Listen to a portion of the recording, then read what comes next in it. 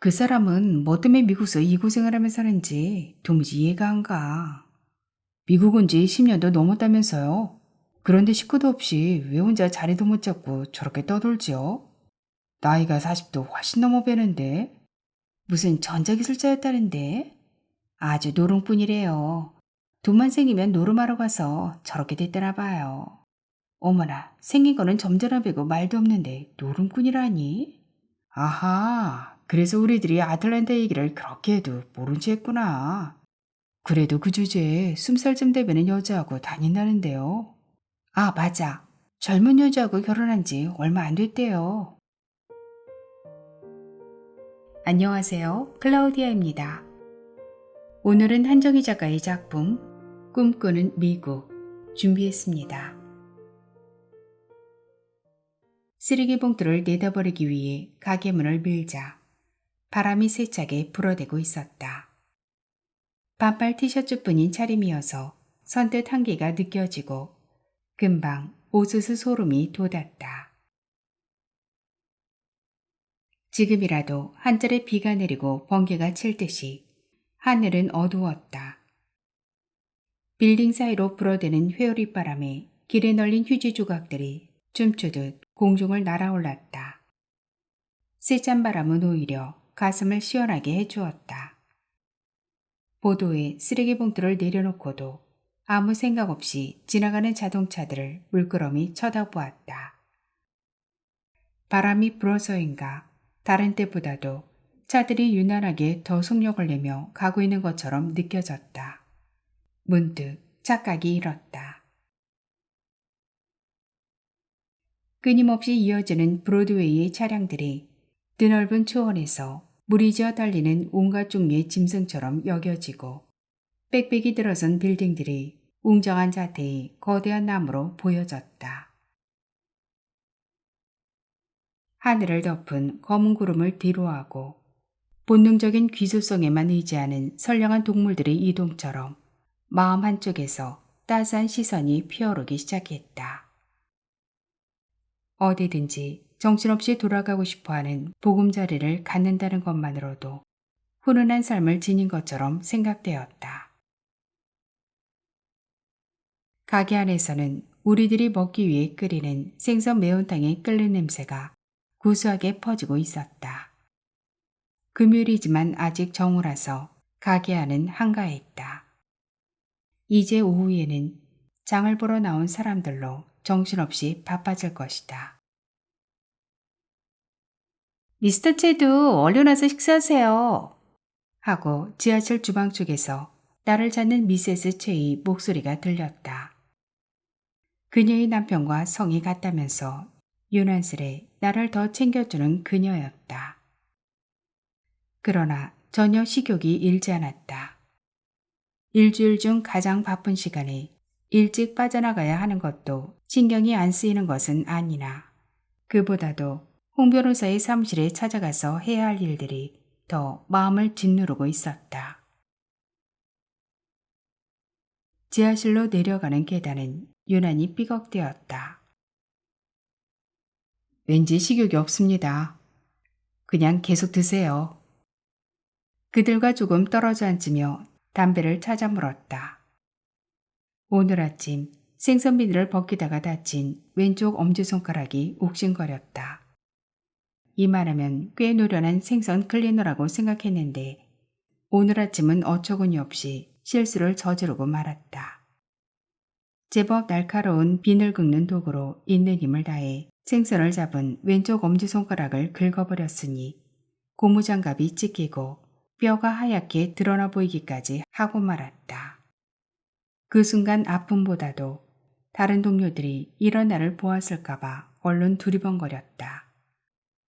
제각기 일에 바빠 아무도 본 사람이 없어 다행이라고 여겼다. 해녀 다른 날과 조금도 다르게 보이고 싶지 않았다. 수도꼭지를 틀고 손을 씻었다. 붉은 비를 뚝뚝 흘리는 거친 나의 손이 전혀 남의 것처럼 여겨지기만 했다. 아픔도 없었다. 시계를 보았다. 바늘은 12시 30분을 가리키고 있었다. 이젠 떠나야 할 시간이었다. 이봐요, 미세스 체. 그렇게 좋은 꿈을 꾸었다면 당장 복권을 사는 게 순서가 아니겠소? 그러고도 가만히 있으면 안 되지. 오늘 밤에 아틀랜타로 가는 거요. 어디든지 한 군데만 터져도 끝나는 게 아니겠어요, 이 고생이? 항상 재담이 좋아 걸쭉하게 분위기를 이끌어오는 50대인 문 선생이 같은 나이 또래인 최 여사에게 또 충동질을 시작한 모양이었다. 그러자 금방 옆에서 다른 사람이 거든다. 오늘은 미세스 최의 꽁무니만 쫓아다니면서 재수를 주어야 되겠다고. 이런 식으로 우리들은 일을 하다가도 복권이나 카지노 이야기를 들먹이기 좋아했다. 복권에 당첨되어 텔레비전에 등장하는 행운의 인물들을 이야기하면서 혹시나 하며 남몰래 은밀히 1달러에 거는 꿈의 크기는 1순이라도 풍성하기 그지없었다. 간혹 전설처럼 떠도는 소문이 나에게도 한 번쯤 오지 않을까 하는 기대감에 부풀어 더욱 열성적으로 복권을 사보기도 하는 것이었다. 복권에 비하면 카지노는 조금 더 적극적인 도전이었다. 간혹 교포 중 누구인가가 지난 주말에 아틀랜타 시티에 가서 하룻밤에 몇만 불을 땄다는 소문이 돌기 시작하면 야, 우리도 한번 해보자 하는 혹이 있는 농담에 덩달아 흥이 돋곤 했었다. 때로 멀쩡하게 자리 잡아 살던 사람들이 복권놀이로 하루에 수십만 불을 날렸다는 소문도 있었다. 그러나 여러 사람이 모인 곳에서의 화제는 의례껏 더 희망적인 방향으로 흐르게 마련이었다. 문 선생과 최 여사의 객적은 대화도 마치 오늘 밤에 아틀랜타 시티에 가기만 하면 뭔가 이루어질 것 같은데 안 가고 있다는 식으로까지 발전하고 있었다. 이런 식의 대화로 우리는 서로의 고단함을 벗게하며 기분엔 청량감을 주었다. 그들은 밥을 먹으면서도 내내 오늘 받은 주급으로 카지노에 가서 뜻밖의 행운을 만나 부자가 되어 있을 거라는 신나는 상상의 대화를 계속 이어갔다. 나는 슬그머니 일어나 지하실을 빠져나왔다. 카운터에 앉은 사장에게 일찍 들어가야겠다는 이야기를 하기 위해서였다.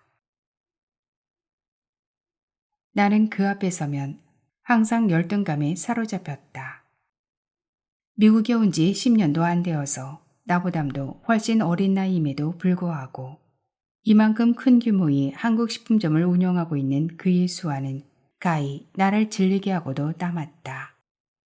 그는 내게 일찍 퇴근하라고 선선히 말하며 자동 계산기의 서랍을 열어 돈을 세기 시작했다.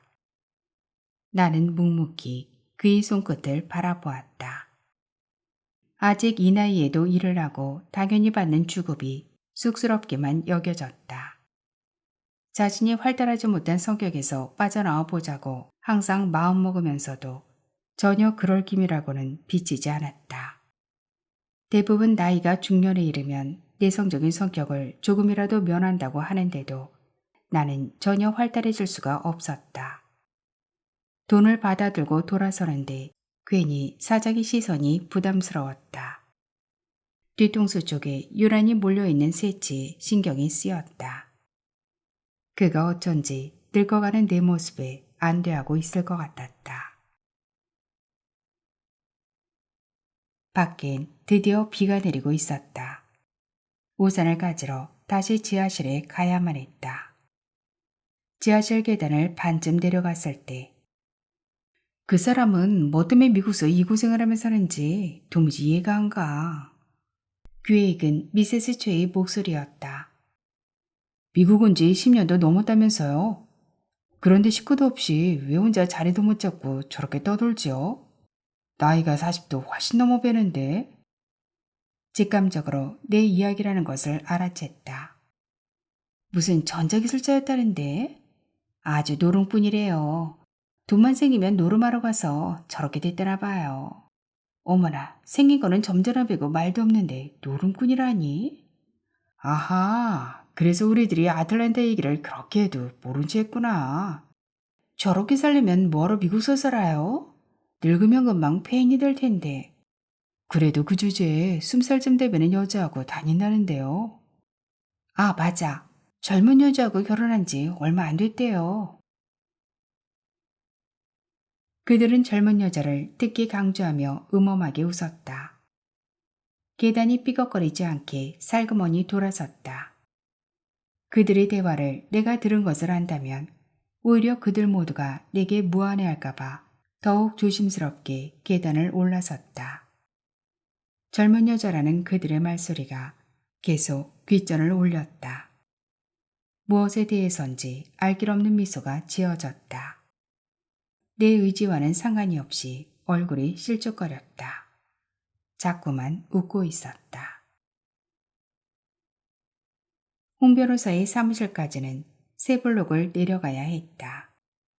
가을비 같지 않게 제법 굵어서인지 사람들은 길 옆에부터 비를 피하고 서 있었다.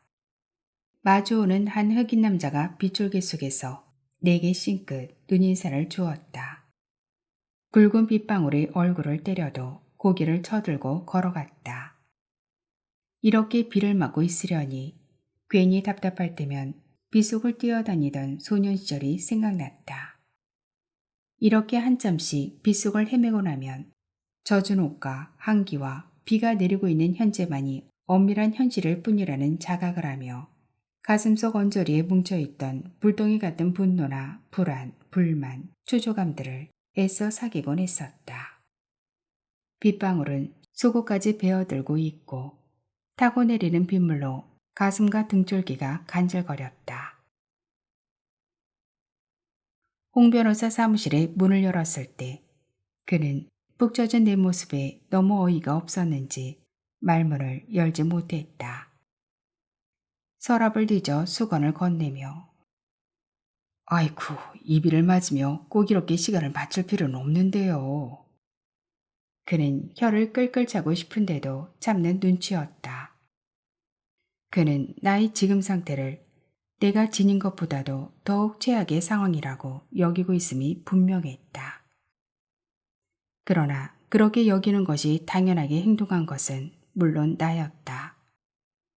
젊은 여자와의 결혼을 여자 쪽의 요구로 2개월밖에 안 된 상태에서 이혼을 해야 하는 40대의 남자가 대낮에 비에 흠뻑 젖어 나타났으니 변호사인 그로서는 내 감정을 되도록 다치지 않게 하려고 신경을 쓸 것은 당연했다.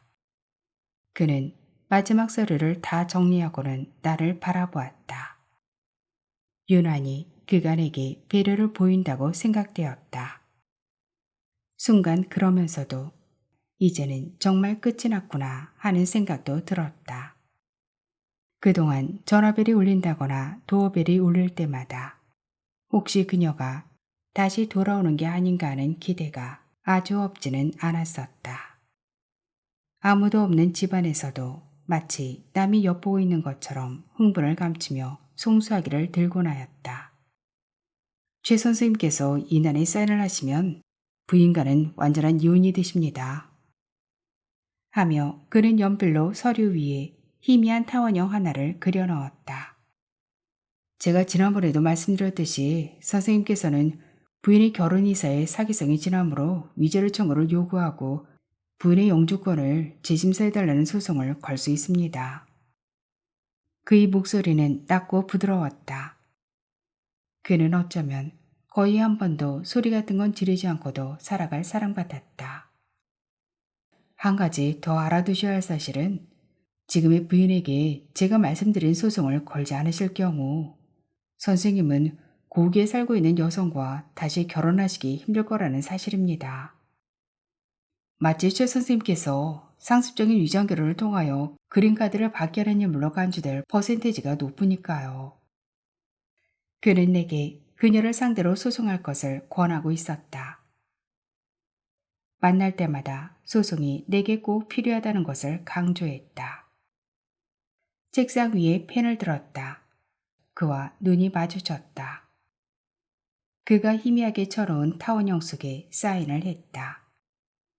그의 시선이 잠시 내 손끝에 머물렀다. 그의 표정은 나를 알 수 없어 하며 안타까워했다. 다 됐습니다. 그가 말했다. 나도 해야 할 일을 다 마친 사람처럼 홀가분해졌다. 마지막 단판을 내듯 걸어본 게임일지라도 졌다고 인정되면 깨끗이 손을 털고 일어나는 것이 현명한 판단이었다. 그녀를 처음 만난 날은 눈이 내리고 있었다. 망연히 눈 속에 서서 어디로 가야 할지를 모른 채 편편히 쏟아지는 눈발에 나를 내맡기고 13년이라는 기간 동안 철저하게 변해버린 고양이 한 귀퉁이에서 하염없이 눈구경만 하고 있었다. 모든 것을 다 덮어버린 눈 때문에 오히려 이곳이 덜 낯선지도 몰랐다. 서울시 문화재 땡땡번이라는 팻말을 받은 노송이라도 없었다면 이곳이 고향인지 아닌지조차 분간할 수 없을 만치 변해 있었다. 까맣게 잊고 지내다가 발작적으로 가보고 싶다는 욕망 하나에만 의지한 귀향이었다. 나의 귀향은 쓸쓸했다. 사실 이곳에 와서 지명까지 서울시로 변해버렸음을 알고는 귀향을 후회하는 마음이 더욱 일었다. 하긴 고향을 떠날 때도 거의 발작에 가까운 신경질 상태였었다. 60년대 말 대학을 졸업한 나는 수차례의 시도에도 불구하고 취직에 실패하고 말았다. 이런 식의 좌절감은 이 땅에서는 아무것도 이룰 수 없을 거라는 결론과 함께 이 땅이 아닌 그 어디라도 떠나야만 한다고 생각했다.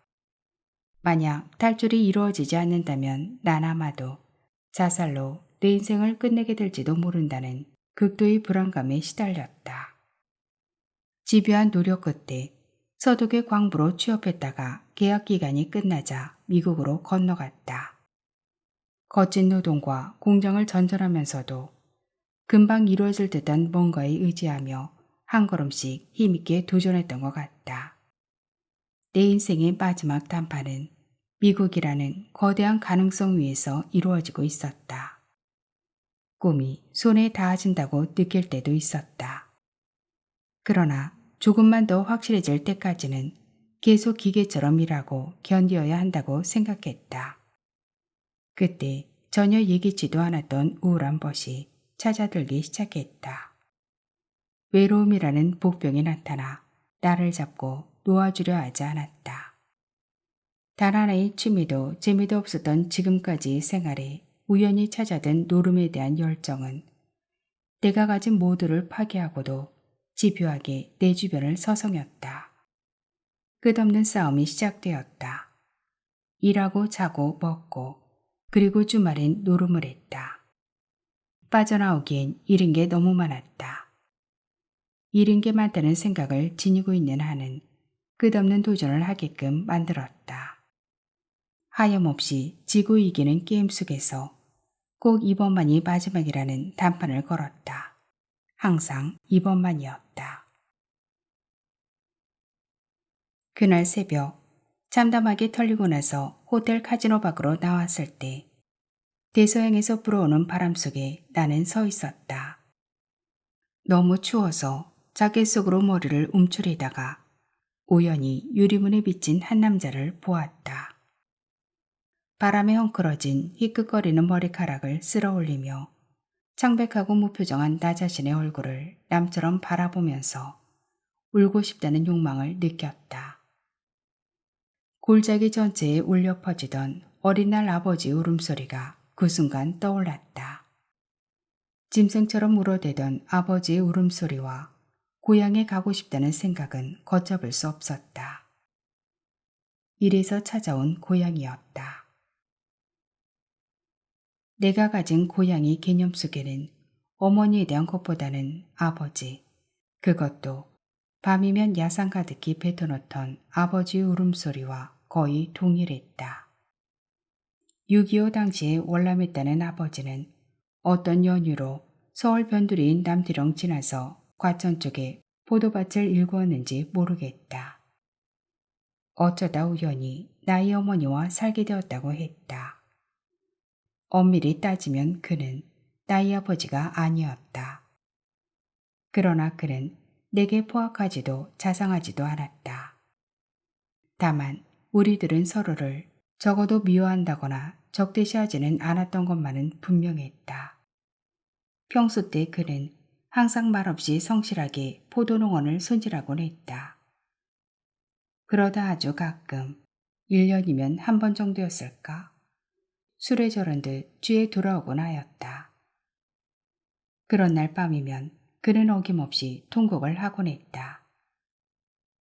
어른 남자의 울음소리가 어두운 산골짜기에 퍼져나가는 소리에 자다가 눈을 뜬 나는 기미하면서도 어쩐지 모르는 척해야 될 것 같아서 오줌이 마려워도 일어나지 못하고 자는 척 누워있어야 했다. 이북 사투리로 정자야 정자야 하고 불러대는 그의 울음소리를 들으며 그가 항상 그리워하고 있는 사람이 아마 정자라는 이름을 가진 어느 소녀인가 보다라고 짐작하며 왠지 쓸쓸해지는 가슴을 느꼈다. 그런 다음 날 아침이면 나는 밥도 먹지 않고 몰래 집을 빠져나와 학교로 갔다. 술이 깬 그가 나를 보기 민망해할 것 같았고 아버지보다도 어머니가 더 적막한 표정을 지을 것 같아서였다. 그는 그런대로 무던하게 내 아버지의 역할을 해주었다. 내가 중학교에 들어간 이후로는 아마 정자라는 이름은 듣지 못했던 것 같다. 그러나 가끔씩 울어대는 그의 술버릇은 여전하였다. 그의 울음소리가 어둠 밤 골짜기에 울려 퍼지는 날이면 나는 아예 팔베개를 하고 누워 들으며 그의 가슴속 어딘가에 맺혀 있을 울음의 근원이 무엇일까 하고 생각하곤 했다. 그의 울음소리는 하도 절절해서 이유 없이 나에게도 슬픈 생각이 들게 만들었다. 평소 농부의 안악답지 않게 빠른 어머니는 내가 고등학교 3학년이었을 적에 위암으로 돌아가시고 말았다.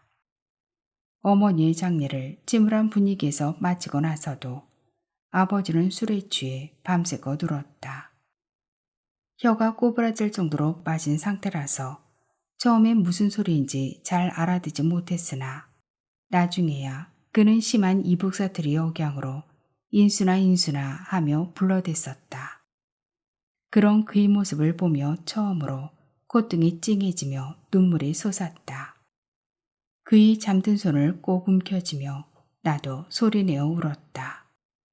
인순이가 나의 어머니이듯 어린 날에 가끔 듣던 정자라는 이름이 누구인가를 그때야 알고 그에 대한 남자로서의 연민이 솟구치는 걸 느꼈던 것 같다. 그는 내가 무작정 떠나야만 한다고 했을 때도 묵묵히 듣기만 했다. 내가 13년 전 김포를 떠날 때 내게 있어선 단 하나의 인연이었던 그는 나타나지 않았다. 비행기 속에서도 연방 내다보며 행여 그가 오지 않을까 하며 기다렸다. 가끔 미국에서도 그가 생각났다. 어쩌면 술을 무지스럽게 마시고 온 밤이면 이번엔 내 이름까지도 부르며 울고 있지는 않을까 하는 생각이 들었다. 그러던 그도 죽고 없고 도시계획에 밀려 산수자리까지 흔적 없이 사라지고 말았다. 새삼스레 인생의 덧없음과 지난날의 과험한 뼈저리게 살아나는 귀향은 나에게 짙은 회한을 확인시켜줄 뿐이었다. 추위가 느껴져서야 버스를 타고 시내로 들어가야겠다는 생각이 들었다. 버스에 올라앉았어도 여전히 아버지에 대한 생각뿐이었다. 아저씨 혹시 간접이 아니세요? 버스에서 뒤따라 내린 아가씨가 건넨 첫 마디였다. 13년 만에 고국에 돌아온 나는 순간 간접이라는 말이 왜 갑자기 튀어나오는 것인지가 선이 닿지 않았다. 나도 모르게 What? 하며 미국에서의 습관대로 어깨를 으쓱했다. What? 그녀가 나를 따라 어깨를 으쓱하며 말했다. 영어의 what인가요? 그녀가 묻자 순간 나는 내 행동이 왠지 머쓱해져서 미소 짓고 말았다. 아저씨 미국서 오셨어요? 내가 고개를 끄덕였다. 그녀는 수물이 조금 넘어 보였다. 어쩐지 그런 것 같았어요. 분명히 딴 나라에서 왔구나 하고 생각하고 있었어요. 그녀는 시청 앞 한복판 넘치는 세무 인파에 밀리면서 자기의 추리가 맞았다고 너무너무 신나하고 있었다.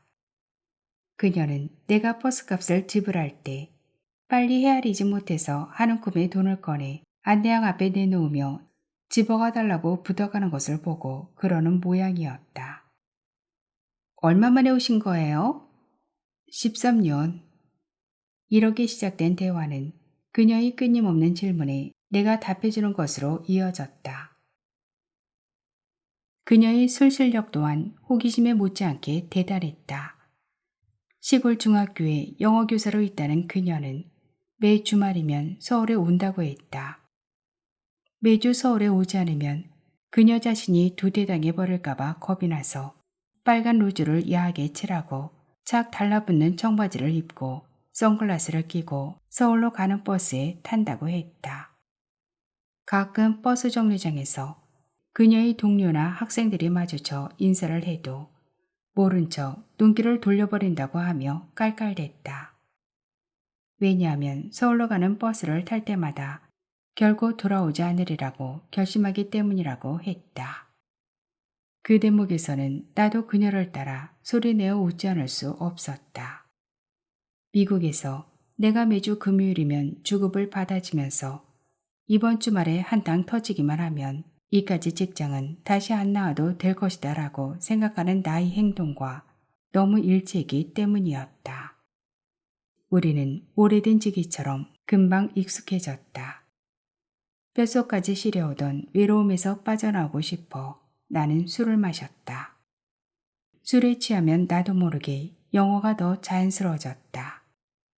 술에 젖은 그녀의 여가 나보다 더 매끄럽게 돌아간다고 생각한 순간 뭔가 기분 나쁜 예감이 들었으나 곧 묵살해버렸다. 문을 두드리는 소리에 눈을 떴다. 습관처럼 시계를 보니 아직 새벽 4시였다. Who is it? 말을 하면서 아차 싶었다. 여기가 한국이라는 사실이 떠오른 탓이었다. 간밤 늦게까지 그녀와 디스코홀에서 술을 마시고 나와 택시를 잡는다고 뛰어다니다가 둘이서 얼어붙은 눈바닥에 쓰러졌고 깔깔거리던 그녀의 웃음소리들이 편린이 되어 떠올랐다. 누구십니까? 다시 한국말로 물었다. 저예요. 여자의 목소리였다. 주섬주섬 옷을 걸치며 문을 열자 어두운 호텔이 복도에 그녀가 서 있었다. 왠지 그런 그녀가 놀랍지가 않고 당연히 거기에 서 있어야 할 것 같았다. 그녀의 외투와 머리에는 흰 눈이 앉아 있었다. 불빛을 받아 수정처럼 맑게 빛나는 눈방울을 털었다. 차가운 촉감에 잠이 깨었다. 그녀가 커튼을 젖히자 서울의 야경이 떠올랐다. 점점 이어지는 불빛들 위로는 눈이 쏟아지고 있었다. 방 안에 불을 끄고 창가로 다가간 그녀가 돌아서서 옷을 벗기 시작했다. 침대에 걸터 앉은 나는 창문의 빛을 받아 실루엣을 이루는 그녀를 바라보기만 했다. 추워서인지 팽팽하게 일어난 그녀의 유두가 뚜렷한 실루엣을 만들었다. 그녀가 내게로 다가왔다. 눈이 여전히 쏟아지고 있었다. 어머니가 젖을 물리듯 그녀는 젖꼭지를 내 입속으로 밀어넣었다. 그녀의 몸무게에 밀리듯 침대 위로 몸을 젖혔다. 그녀의 입안에서 옅은 술 냄새가 났다. 낮게 속삭이고 있었다. 나를 미국에 데려가 주세요. 탈출하고 싶어요. 그녀의 몸무게가 나를 덮치고 있었다. 그녀는 촌농처럼 희고 고운 속살을 가지고 있었다. 창밖의 불빛에 어렴풋이 드러난 나의 손이 그녀의 몸 위에서 유난히 굵고 거칠어 보였다. 당신이 아니라면 어느 흑인 병사를 따라서라도 미국에 가고 싶어요. 그녀의 목소리가 절절해 왔다. 내 몸의 일부분이 마구 부풀어 올랐다. 그녀는 분명 진실만을 말하고 있다고 생각되었다. 나는 마지막 카드를 던질 때처럼 점점 초조해지고 있었다. 따는 것일까, 잃는 것일까? 그녀는 노련한 딜러의 얼굴처럼 표정이 없었다. 노련한 딜러일수록 얼굴엔 표정이 없다. 내 앞에 놓인 칩이 없어져 갈 때의 내 표정이 이렇지 않았을까? 그녀의 입에서 낮은 신음소리가 새어나왔다.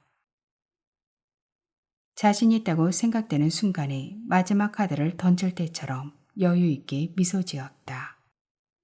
우리가 서로 떨어져 나란히 누워 바라본 창문엔 여전히 눈이 내리고 있었다. 눈 때문에 안에 있는 우리들이 더 다정하고 행복한 것처럼 여겨졌다. 그녀는 처녀가 아니었다. 그것조차도 당연하게 여겨졌다. 한국에서 돌아온 나의 생활은 예전과는 조금씩 달라졌다. 카드에 대한 욕망을 누르기가 너무 힘들었으나 참아낼 수 있었던 것은 내게도 실질적인 생활을 위하여 돈이 필요하게 되었기 때문이었다. 현재 살고 있는 아파트보다 좀 더 깨끗한 곳으로 옮기기 위해서 돈이 필요해졌다. 그 밖에 그녀를 위하여 여러 가지 물건들을 사드려야 했으므로 행여 날려버릴지도 모르는 노름을 위해 돈을 허비할 수가 없었다. 이제야 조금씩 나 자신이 삶의 기도를 잡고 있구나 라는 생각도 들었다. 전화로 이야기를 나누는 우리가 익숙한 부부 같기도 했다.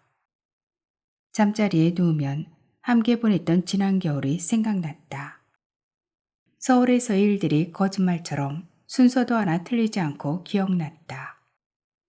그러다가도 촛농으로 빚은 듯이 귀티가 나던 그녀의 살길을 생각해내곤 어떤 막연한 불안에 빠지기도 했다. 그녀의 젊은 미소가 한 줄기 바람처럼 싸늘하게 스치던 한기로 감지되는 순간이면 나는 전화선을 타고 오르는 그녀의 목소리를 들어야만 안심이 되었다. 그녀가 뉴욕에 오기까지 1년 반 정도를 기다리는 세월은 나를 많이 변화시켜 놓았다.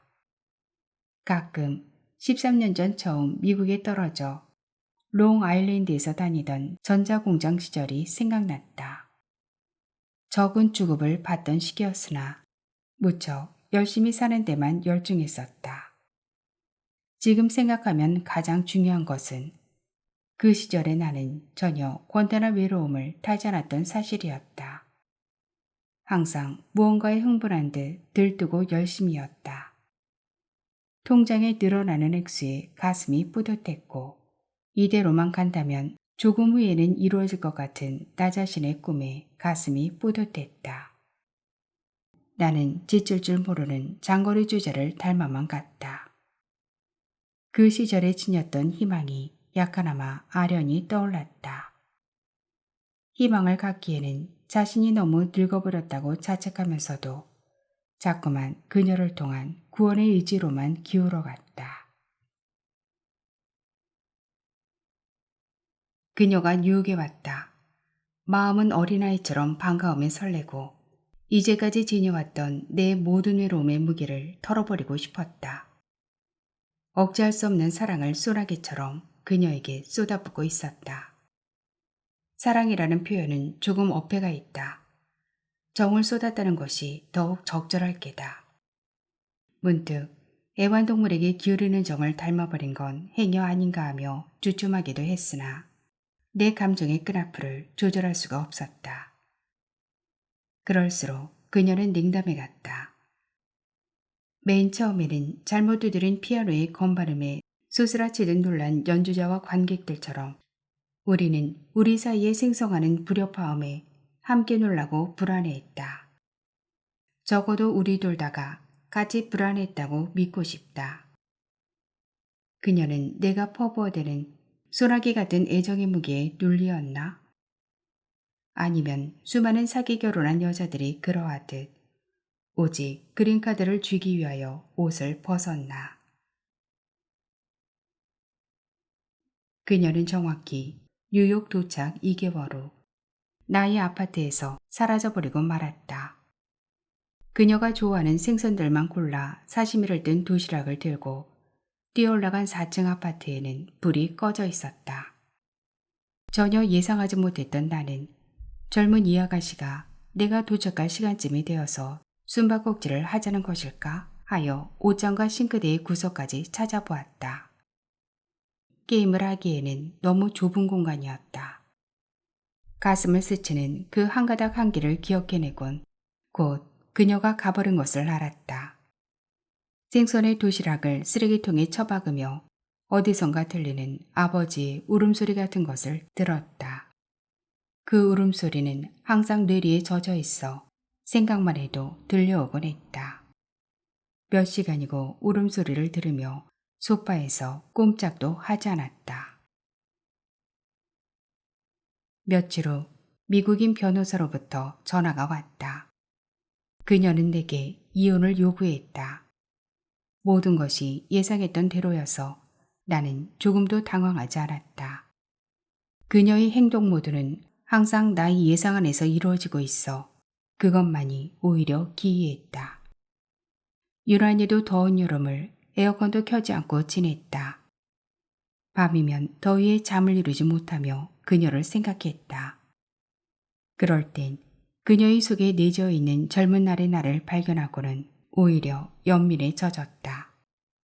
그녀가 두고 떠난 수집품들은 그 자리에 그대로 서서 먼지를 맡고 있었다. 그러다가도 어떤 날이면 끊임없이 치솟는 동물적일 만치 강한 증오심에 나 자신이 오히려 놀랐다. 그럴 때면 노름의 끝장이란 항상 이렇게 헛헛할 뿐이라고 스스로를 타이르곤 하였다. 날카로우나 낮은 금속성 소리에 눈을 떴다. 잠에서 깨어난다기보다는 술에서 깨어난다는 게 더 정확한 표현일 게다. 잠시 이게 무슨 소리인가 생각했다.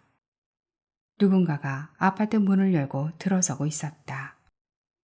방 안은 서쪽 햇살이 가득 비쳐들어와 더욱 너저분하게 드러났다. 침대에서 살그머니 일어나 소리나는 쪽으로 고개를 내밀었다. 너무 놀란 그녀가 나를 멍청이 쳐다보고 서 있었다. 짐을 가지러 온 거요? 그녀가 눈을 내리깐 채 고개를 끄덕였다. 그녀는 이 시간에 내가 집에 있으리라고는 전혀 예상하지 않았다가 나와 마주치자 아마도 꽤나 놀란 모양이었다. 간밤에 지독히도 술을 많이 마신 것 같다. 그러기에 한낮이 훨씬 지났어도 죽은 듯이 잠들어 있었다. 샤워를 할까 하다가 그만두었다. 그녀가 살그머니 가버릴 것만 같았다. 커피를 준비하는 동안 그녀는 주섬주섬 자신의 물건을 챙기고 있었다. 석양은 갑자기 더욱 붉은 빛을 띠며 거실까지 들어왔다. 뜨거운 커피를 한 모금 마시자 머릿속으로 알코올 기운이 화끈하게 다시 오르기 시작했다. 그녀가 내 앞에 와 앉아 커피를 마시기 시작했다. 말을 하지 않아도 우리들은 서로를 느꼈다. 그녀도 내가 하고 싶어하는 이야기가 무엇인지를 다 알고 있는 것 같았다. 말은 아무런 의미가 없었다. 순간 그녀에 대해 화가 치밀었다. 사람들은 자신의 입장에서만 상황을 판단하고 결정을 내린다는 사실에 화가 났다. 그제야 그녀에게 이 점을 확실히 해두고 싶다고 생각했다. 아무렇게나 방바닥을 뒹굴고 있는 술병을 집어들었다. 투명했다. 나는 투명한 것을 좋아했다. 마시겠소? 그녀의 눈이 나를 마주 보았다.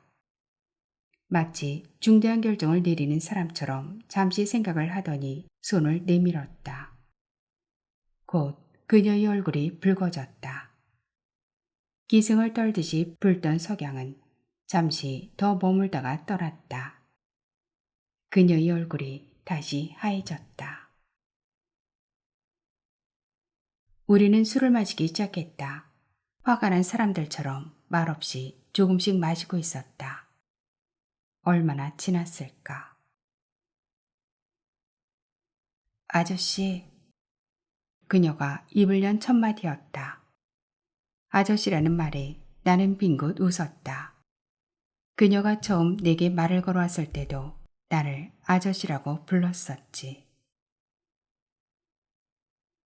아저씨를 처음 만난 날, 아저씨가 미국서 온 분이라는 걸 알았던 순간, 아무도 내게 가르쳐주지 않았어도 아저씨는 내 유일한 구원의 기회라고 본능적으로 알아챘어요. 저는 항상 가난했는데도 왠지 항상 그 가난이 부당하다고만 생각하며 살아왔어요. 저는 항상 비약하리라고 기대하며 살아왔어요. 내 인생은 이런 시점에서 끝나선 결코 안 된다는 신앙 같은 믿음을 자신에게 강요하며 그녀 이야기를 듣는 것인지 그녀가 나의 과거를 이야기하는 것인지 자꾸만 착각이 들었다. 술이 다시 취하기 시작하는가. 아, 이 아련하게 젖어오는 영혼의 울림이여. 저는 비상할 거예요. 아무리 뻗고 싶어도 뻗을 수 없었던 내 땅과는 다르잖아요. 이 땅은 무엇이든지 가능하잖아요. 그래, 너는 나를 조커로 썼다고 치지만 내 마지막 카드였던 너를 걸고 실패한 내 게임은 어떻게 한다지? 나는 속으로 생각했다. 아저씨에겐 미안해요. 그러나 아무것도 가진 것이 없는 내가 이 방법 위엔 무엇을 쓸 수 있겠어요? 그녀가 무수히 짓거리고 있었다. 그녀의 말소리가 아득해지면서 빌딩 숲 사이로 수많은 자동차의 물결에 부딪히며 야망의 날개를 잃어버린 한 중년 여인을 바라보고 있었다. 그녀는 소파에서 일어나 비틀거리며 옷을 벗기 시작했다. 마치 미안함을 갚으려는 듯이 그녀는 내게 또 창녀처럼 몸뚱이를 맡기려 하고 있다. 그녀 나름의 인간적인 계산 방법이로군. 어두움이 덮이기 시작한 거실에 알몸을 드러낸 그녀가 또 나를 덮치려 한다. 내 몸속에 짐승 같은 욕망이 따라 일어났다. 귓전에 울리는 그녀의 계속되는 미안해요 소리가 왠지 슬펐다. 그녀의 눈물 한 방울이 내 입속에 떨어져 짠맛을 냈다. 갑자기 온몸 구석구석 그녀를 향한 애정으로 팽팽한 경직감을 느꼈다. 손끝까지 솟구치는 힘이 나를 내맡겼다. 그녀는 곧 나라는 일체감에 몸이 붕 떠오르는 것 같았다. 꿈꾸는 거대한 미국이 무너져 내리는 무게를 빠져나오려는 듯 더욱 완강하게 손에 힘을 주었다. 이제야 꿈에서 벗어난 듯 온몸에서 힘이 빠져나갔다. 그녀가 쭉 늘어지고 있었다. 그녀의 희고 가는 목에 노동자의 것처럼 보이는 내 손이 낯설게 놓여 있었다. 한정희 작가는 이화여대 국문과를 졸업하고 1989년 동아일보 신춘문예 중편소설 부문으로 등단했습니다. 소설집으로 불타는 패성과 유리집, 브리지 파트너가 있습니다.